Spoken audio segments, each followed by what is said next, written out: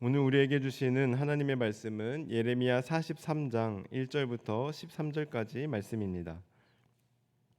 예레미야 43장 1절에서 13절까지 말씀, 제가 가진 성경 구약 1122쪽에 있습니다. 우리 한 목소리로 함께 합독하도록 하겠습니다. 예레미야가 모든 백성에게 그들의 하나님 여호와의 말씀 곧 그들의 하나님 여호와께서 자기를 보내사 그들에게 이르신 이 모든 말씀을 말하기를 마치니 호사야의 아들 아사랴와 가레야의 아들 요하난과 모든 오만한 자가 예레미야에게 말하기를 내가 거짓을 말하는도다. 우리 하나님 여호와께서 너희는 애굽에서 살려고 그리로 가지 말라고 너를 보내어 말하게 하지 아니하셨느니라. 이는 네리야의 아들 바룩이 너를 부추겨서 우리를 대적하여 갈대아 사람의 손에 넘겨 죽이며 바벨론으로 붙잡아 가게 하려 함이라. 이에 가레아의 아들 요하난과 모든 군 지휘관과 모든 백성이 유다 땅에 살라 하시는 여호와의 목소리를 순종하지 아니하고 가레아의 아들 요하난과 모든 군 지휘관이 유다의 남은 자 곧 쫓겨났던 여러 나라 가운데에서 유다 땅에 살려 하여 돌아온 자 곧 남자와 여자와 유아와 왕의 딸들과 사령관 느부사라다니 사반의 손자 아이감의 아들 그다랴에게 맡겨둔 모든 사람과 선지자 에레미야와 네리야의 아들 바룩을 거느리고 애굽 땅에 들어가 다바네스에 이르렀으니 그들이 여호와의 목소리를 순종하지 아니함이로라.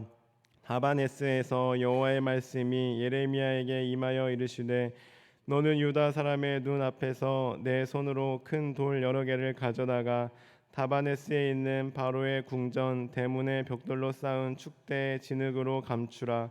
그리고 너는 그들에게 말하기를 만군의 여호와 이스라엘의 하나님께서 이와 같이 말씀하시되 보라 내가 내 종 바벨론의 느부갓네살 왕을 불러오리니 그가 그의 왕자를 내가 감추게 한 이 돌들 위에 놓고 또 그 화려한 큰 장막을 그 위에 치리라. 그가 와서 애굽 땅을 치고 죽일 자는 죽이고 사로잡을 자는 사로잡고 칼로 칠 자는 칼로 칠 것이라. 내가 애굽 신들의 신당들을 불지르리라. 느부갓네살이 그들을 불사르며 그들을 사로잡을 것이요 목자가 그의 몸에 옷을 두름같이 애굽 땅을 자기 몸에 두르고 평안히 그곳을 떠날 것이며 그가 또 애굽 땅 벳세메스의 석상들을 깨뜨리고 애굽 신들의 신당들을 불사르리라 하셨다 할지니라 하시니라. 아멘. 오늘 함께 읽으신 말씀은 유다의 남은 백성들의 애굽 이주 계획을 만류하고 심판을 경고한 어제 말씀에 이어 유다 백성들의 하나님의 말씀에 불순종하여 애굽으로의 이주를 단행한 사실을 기록하고 있습니다. 또한 그로 인해 예레미야가 다시 한번 애굽을 향해 하나님의 심판을 경고한 말씀을 나타내고 있는데요. 그 구조를 살펴보면 1절부터 7절까지는 유다 남은 백성들이 하나님의 경고를 무시하고 애굽으로 이주한 사실을 보도하고 있는데요. 즉 유다의 남은 백성들은 예레미야의 예언을 거짓 예언으로 치부하고 그들의 애초의 결심대로 애굽으로 이주한 것입니다. 다음으로 8절부터 13절까지는 예레미야가 유다 남은 백성들이 하나님 대신에 그들의 피난처로 삼고자 한 그 애굽에 하나님의 심판이 임하게 될 것을 예언한 사실을 보도하고 있는데요. 즉 예레미야는 큰 돌을 애굽 왕 바로의 궁전 어귀에 감추는 상징적인 행동을 통하여 하나님께서 바벨론을 사용하여 애굽을 심판하실 것을 예언하고 있는 것입니다. 우리 이러한 내용을 바탕으로 이제 한 절씩 함께 살펴보고자 하는데요. 우리 1절의 말씀 다시 한번 읽어보겠습니다. 1절입니다. 시작. 예레미야가 모든 백성에게 그들의 하나님 여호와의 말씀 그들에게 이르신 이 모든 말씀을 말하기를 마치니. 아멘. 여기서 모든 말씀이란 애굽 이주에 관련된 하나님의 계시의 말씀을 가리킵니다. 한마디로 애굽 이주를 하지 말라는 애굽 이주에 대한 금지였습니다. 따라서 유다 백성들은 그들의 맹세대로 애굽 이주를 포기해야만 옳았던 것입니다. 그러나 그들의 반응은 완전히 반대의 결과로 나타났는데요. 우리 2절의 말씀도 함께 읽겠습니다. 시작. 호사야의 아들 아사랴와 가레의 아들 요하난과 모든 오만한 자가 예레미야에게 말하기를 내가 거짓을 말하는도다. 우리 하나님 여호와께서 너희는 애굽에서 살려고 그리로 가지 말라고 너를 보내어 말하게 하지 아니하셨느니라. 아멘. 이것은 바로 애굽행을 만류하는 예레미야의 말씀을 이런지하에 거절하고 있는 유다 백성들의 모습을 그리고 있습니다. 즉 교만한 유다의 지도자와 백성들은 예레미야가 애굽으로 가지 말라는 하나님의 뜻을 선포하자 그것을 거짓말로 매도해 버린 것입니다. 그들은 분명히 어제 말씀에서 하나님의 뜻에 순종하겠다는 태도를 보였지만 하나님의 대답이 자신들의 생각과 맞지 않자 금방 완악한 태도로 돌변하게 된 것입니다. 즉 하나님을 경외의 대상으로 보기보다는 단지 자신의 욕심이나 야망을 이루는 방편으로 여긴 것이죠. 다른 말로 하면 이들은 답정너였습니다. 답은 정해져 있고 하나님은 그냥 우리 말에 동의만 하세요. 우리 말이 맞다고만 해주세요. 다른 건 됐고요. 저희가 원하는 대로 해주세요. 하며 그저 자신들의 의견을 인정받고 싶었고 그로 인해 안정을 원했던 것입니다. 이처럼 그들에게 이미 답은 정해져 있었기에 하나님의 뜻과 계획은 중요하지 않았습니다. 하나님께서 어떤 말씀을 하실지는 중요하지 않았습니다. 자신들이 정해놓은 말씀, 자신들이 원하는 말씀, 기대하는 말씀 아니면 받아들이지 않고 듣지 않기로 이미 마음의 결정을 다 해놓은 상태였습니다.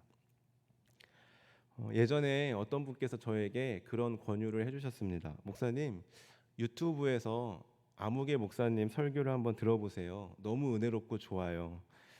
그런데 저는 이제 처음 들어보는 생소한 이름이었기에 제가 여쭤보았습니다. 아, 그래요? 그분 설교가 어떠신데요? 어떤 점이 은혜로우세요? 그러자 그분께서 이렇게 대답하셨습니다. 제가 평소에 생각했던 거랑 똑같이 설교를 하세요. 제가 그때 그 말을 듣고 마음이 참 씁쓸했습니다.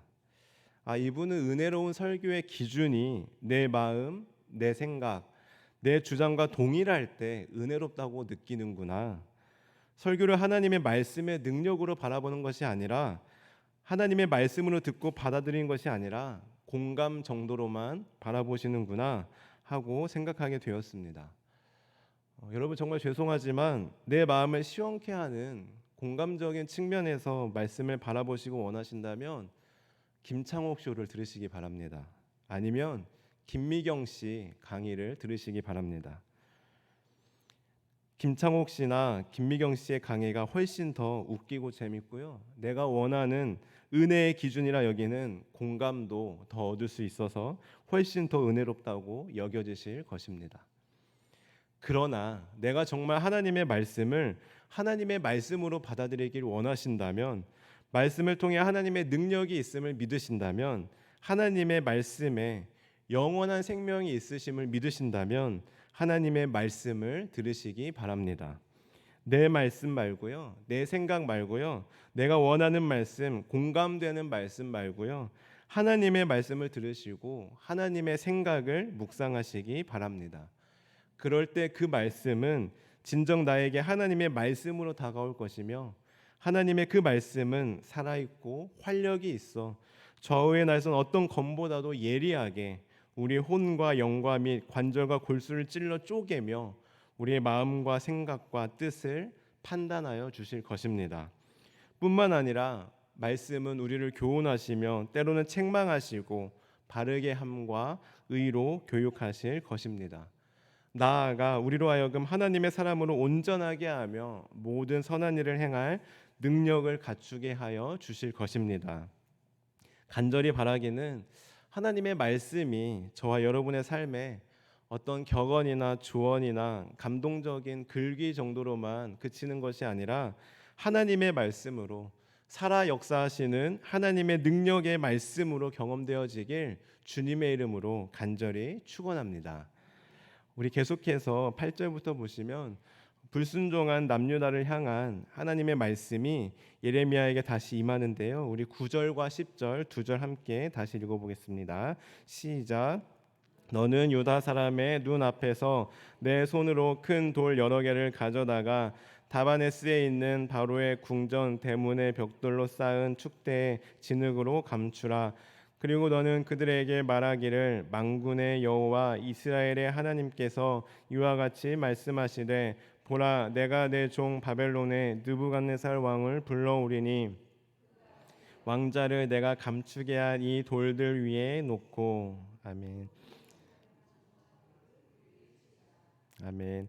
네, 한마디로 정리하면 남유다가 그토록 의지하고 도피처로 삼았던 애굽, 애굽 또한 하나님께서 바벨론을 사용하셔서 멸망시키겠다는 경고의 말씀을 큰 돌들을 바로의 집에 놓고 진흙으로 감추는 퍼포먼스를 통해 알려주고자 하신 것입니다. 그리고 이것은 하나님을 버리고 하나님 대신에 애굽을 의지하여 자신들의 안전을 도모하려 한 유다 백성들에게 세상 어느 나라도 하나님의 심판과 주권에서 벗어날 수 없음을 보여주고 세상에서는 결코 안식처를 피난처를 구할 수 없음을 알려주고자 하기 위함이었습니다. 동시에 유다 백성이 완전히 애굽에 정착하기 이전에 다시 한번 마지막으로 회개할 기회를 주시는 것이라고 할 수 있는데요. 왜냐하면 뒤에 11절부터 13절까지 기록된 대로 세상을 의지하는 자는 어떠한 비참한 결과를 맞이하게 될지에 대해서도 미리 경고해 주셨기 때문입니다. 그러나 안타깝게도 실제로 이 예언은 BC 581년 바벨론의 느부갓네살이 애굽을 침공함으로써 성취되었는데요. 저는 이 말씀을 묵상하면서 문득 우리나라를 생각하게 되었습니다. 우리나라도 외교적인 측면에서 보면 정치인을 비롯하여 많은 국민들이 의견이 두 가지로 나뉘는 것 같습니다. 우리나라가 중국과 손을 잡아야 된다. 아니다. 미국과 손을 잡아야 한다. 하면서 저마다 그럴듯한 합당한 근거와 이유를 제시합니다. 그렇다면 여러분의 의중은 어떠십니까? 우리나라는 친미 정책을 펼쳐야 할까요? 아니면 친중 정책을 펼쳐야 할까요? 오늘 말씀을 통해 우리가 깨닫는 것은 우리가 의지해야 할 것은 중국도 미국도 아니요 오직 하나님이라는 사실입니다. 오직 하나님만이 우리나라를 완전히 지켜주시고 보호해 주실 수 있습니다. 그 어떤 강대국이라 할지라도 우리가 믿고 의지해야 할 대상은 못 됩니다. 우리가 의지해야 할 대상은 오직 하나님 한 분이십니다. 그래서 우리는 우리나라 대통령을 비롯한 모든 위정자들이 하나님만 의지하고 하나님의 도우심과 하나님의 지혜를 구하며 나아갈 수 있도록 그들을 위해 기도해야 합니다. 하나님께서 우리나라를 보호해 주시고 도와주시길 기도해야 합니다. 간절히 바라기는 애굽을 의지했던 남유다와 그 애굽이 어떤 결말을 맞이하게 되었는지를 오늘 말씀을 통해 기억하고 묵상하며 우리나라는 오직 하나님만 신뢰하고 의지하며 나아갈 수 있도록 나라와 민족을 위해 늘 기도하는 우리 모든 용인영락교회 성도님들 되시길 주님의 이름으로 간절히 축원합니다. 기도하시겠습니다. 하나님 감사합니다. 오늘 말씀을 통해 우리가 하나님의 말씀을 어떤 마음과 자세로 받아야 하는지 그리고 우리나라가 누구를 믿고 의지해야 하는지 분명히 깨닫게 하시니 감사합니다. 하나님 저희들 하나님의 말씀을 내가 원하고 바라는 말씀 내 생각과 딱 맞는 공감적인 측면에서만 받아들이는 것이 아니라 살아계신 하나님의 말씀 영원한 생명이 있으며 살아있고 활력이 있어 우리를 새롭게 하고 온전하게 하며 우리에게 참 능력을 주시는 하나님의 말씀으로 믿고 받아들이게 하옵소서. 하나님 우리나라가 하나님을 주인으로 모시며 하나님만 의지하며 하나님만 신뢰하며 하나님의 도우심과 보호하심과 역사하심 아래에 살아가는 복된 나라 복된 민족 되게 하옵소서. 남유다처럼 애굽 의지하지 않고 강대국 의지하지 않고 전능하시고 위대하신 하나님만 의지하게 하옵소서. 감사드리며 예수님의 이름으로 기도합니다. 아멘. 주님께서 가르쳐 주신 기도를 드리겠습니다. 하늘에 계신 우리 아버지, 아버지의 이름을 거룩하게 하시며 아버지의 나라가 오게 하시며 아버지의 뜻이 하늘에서와 같이 땅에서도 이루어지게 하소서. 오늘 우리에게 일용할 양식을 주시고 우리가 우리에게 잘못한 사람을 용서하여 준 것 같이 우리 죄를 용서하여 주시고 우리를 시험에 빠지지 않게 하시고 악에서 구하소서. 나라와 권능과 영광이 영원히 아버지의 것입니다. 아멘. 오늘 말씀을 기억하며 기도하시겠습니다. 하나님, 저희들 하나님의 말씀을 대하고 가까이 할 때 하나님의 말씀으로 들리게 하시고 하나님의 말씀으로 받아들이고 하나님의 말씀이 믿어지게 하옵소서. 우리나라를 하나님께서 지켜주시고 보호하여 주시고 도와주옵소서. 하나님만 의지하며 나아가는 우리나라 우리 민족 되게 하옵소서. 이 시간도 성령 충만함으로 기도하며 나아갈 때 마땅히 구할 바를 알게 하시고 모든 것을 합력하여 선을 이루시는 하나님을 경험하게 하옵소서.